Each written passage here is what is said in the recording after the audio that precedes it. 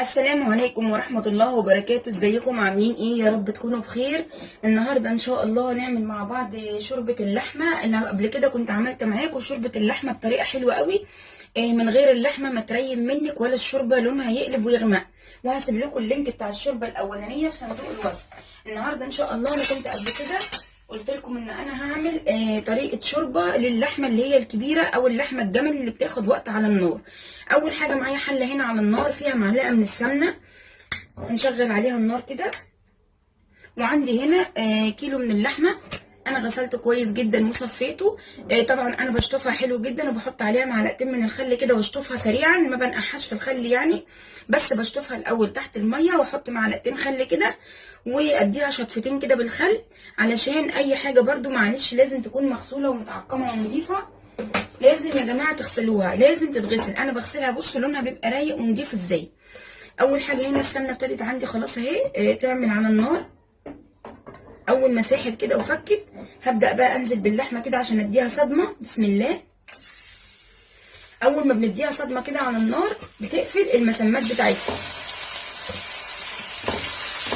احنا عايزين المسامات بتاعتها تقفل، ارصها كده علشان المسامات تقفل خالص. وهنحط معاها حاجه مش هتخلي اللحمه مهما كانت كبيره تاخد معاكي وقت على النار. بس كده مش هعمل فيها اي حاجه خالص، هسيبها كده لحد ما تاخد لون، واقلبها وتاخد كلها لون والمسامات كلها تقفل. بعد ما تاخد لون والمسامات كلها تقفل هنشوف هنحط عليها ايه مع بعض. يلا نغطي الحله كده، بس مش هنغطيها قوي، يعني انا هغطي الحله تكون بورد كده، مش عايزه اغطيها قوي علشان ما تعمليش بخار وتعرق وينزل لي ميه جوه اللحمه. انا مش عايزه ميه تنزل جوه. يلا بقى نقلب ونشوفها اهي. بصوا لونها يتغير والمسام بتاعتها تتقفل.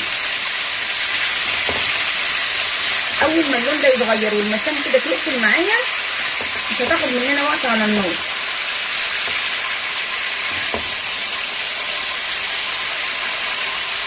قلبيها كده كويس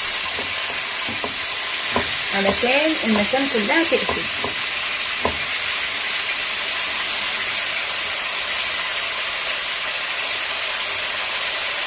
برضو هنسيبها الغطا كده بورد بس علشان البخار يطلع. انا بغطي عشان بس الطرطشه ما تبهدليش الدنيا، لكن انا مش عايزه البخار ان انا اغطيها كلها والبخار يعمل لي ميه والميه تنزل جوه الحله. لا، مش عايزه ميه تنزل جواها خالص، انا عايزاها تبقى ناشفه. بس كده تمام خلاص نشفت وخدت اللون اللي احنا عايزينه اهو. بصوا خلاص نشفت خالص تمام، ما بقاش فيها اي ميه، ما بقاش فيها غير السمنه اللي احنا حطيناها.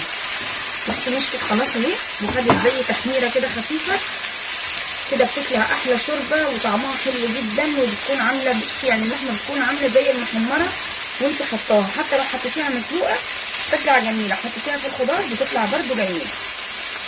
هنعمل ايه بقى؟ هننزل بميه سخنه مغليه قبل ما نحط اي توابل ولا اي حاجه. هننزل بميه سخنه مغليه، ميه ساقعه لا، ميه تكون سخنه بتغلي. ميه ساقعه لا يا جماعه، الميه الساقعه هتخلي اللحمه تجرمس كده وتاخد وقت كبير قوي وما تستويش ابدا. بصوا بقى هنا عندي طماطمايه وجزرايه و3 فصوص من الحبهان اهم، 3 فصوص من الحبهان ومكعب مرق الدجاج. ادي جزرايه وادي ورق اللورا وادي مكعب المرقه وادي الطماطم وادي الحبهان. يبقى حبهان ورق لوري مكعب مرقه طماطمايه وجزرايه. وهنا عندي بصله مفرومه اهي، بصله متوسطه كده مفرومه. بس كده هزود بس شويه كده من الميه.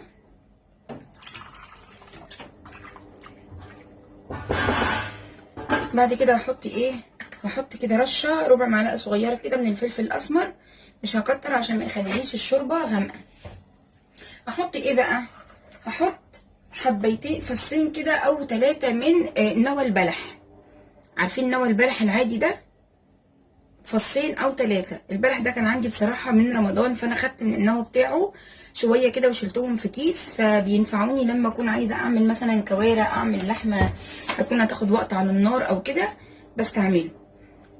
بس دول 3 فصوص كده من نوى البلح هنحطهم في الشوربه، دول بيدوا مفعول وتاثير السحر، بيخلوا اللحمه معانا ما تاخدش اي حاجه. وهحط كمان ايه، هحط كمان معلقه صغيره من السكر اهي، معلقه صغيره من السكر بس كده. مجرد ما تغلي وهدي عليها النار حوالي نص ساعه كده، او نص ساعه او نص ساعه و5 دقايق كده، يعني من 30 ل 40 دقيقه ان شاء الله ان شاء الله تكون استوت. يعني ممكن كبرنا قوي قوي قوي قوي تاخد ساعه الا ربع على النار، بدل ما تاخد مثلا ساعتين ولا ساعه ونص، لا تاخد ساعه الا ربع، نص ساعه على النار وبتكون استوت وتمام وزي الفل. هنغطيها بقى ومش هنحط ملح خالص غير في الاخر. نهدي بقى النار عليها، مجرد ما تغلي مش هعمل اي حاجه غير ان انقلها على نار هاديه مش نار عاليه. وبعد كده بعد نص ساعه هختبرها بقى واشوف السوا بتاعها. بعد ما تستوي ان شاء الله نشوفها. خلاص تمام بقى، اللحمه بتاعتنا استوت والشوربه شكلها تحفه وطعمها كمان تحفه تحفه وجميله جدا. وعايزه اقول لكم ما شاء الله، بصوا اللحمه استوت معايا خالص خالص، ما اخدتش حوالي 40 دقيقه. بصوا بتطلع ازاي، استوت خالص خالص ما بقتش. بصوا يعني هي خلاص طالعه من بعضها اهي، بصوا عامله ازاي اهي، استوت خالص خالص وبقت تمام وبقت زي الفل. جربوا الشوربه بالطريقه دي، وحطوا كده نوى البلح ومعلقه السكر وما تحطوش ملح خالص، وجربوا الشوربه وشوفوا الفرق هيكون ايه. تلاقي اللحمه معاكي استوت على طول وجميله، والانسجه بتاعتها حلوه وطريه وهتعرفي تاكليها. وبصراحه شويه الشوربه كمان بالطريقه دول بيكونوا تحفه. وبرده الشوربه بالطريقه دي ما بتريمش خالص ولا بتغمق ولا اي حاجه. دوقوا كده شويه الشوربه دول، على فكره والله انا من الناس اللي مشهوره بالشوربه بتاعتي. بصراحه بعمل شويه شوربه يعني الحمد لله ما فيش حد يعني شرب منهم الا لما بصراحه اشهد لي بيها يعني. فجربوا هتعجبكم جدا. ونوى البلح ده بجد لما يكون عندك بلح شيلي شويه كده في كيس وحطيهم في التلاجة، كل ما تيجي تعملي مثلا كوارع او لحمه او حاجه من اللي هي هتاخد وقت منك دي حطي معاها شويه. ولو ما عندكيش الحله الضغط، عايزه اقول لكم نصيحه للكوارع يا جماعه، لو ما عندكيش الحله الضغط، الحله اللي انت هتسلقي فيها الكوارع يعني كبريها شويه وهاتي حله تاني وغطيها تمام عادي وخليها تغلي، وهاتي حله تاني امليها ميه وغطيها، تكون حله اصغر شويه، امليها ميه وغطيها بغطا عادي وحطيها فوق حله الكوارع، بحيث ان انت تتقلي الغطا قوي وتخليه يكتم البخار على الكوارع وهي بتتسلق، او على اللحمه برده لو هتاخد منك وقت زي كده. بس بصراحه الطريقه دي انا ما حطيتش يعني هنا ما حطيتش حله ميه ولا حاجه، انا بقول الكلام ده على الكوارع لان الكوارع معروفه برده ان هي بتاخد وقت كبير على النار. فهاتي حله كده اما تحطي الكوارع تتسلق، هاتي حله مليها ميه وحطيها فوق حله سلق الكوارع عشان تضغط على الغطا وتكتم البخار، هتكتم لك البخار كله من جوه وعلى نار هاديه وهي بتغلي كده. ما شاء الله لو هي هتاخد معاكي ساعتين ونص هتاخد ساعه ونص، لو بتاخد ساعتين هتاخد ساعه. بجد انا بجرب، انا يعني انا شغاله جربت الموضوع ده من زمان وشغاله بيه تمام وزي الفل. جربوا كده وجربوا كده الشوربه بتاعتنا بالطريقه دي واللحمه.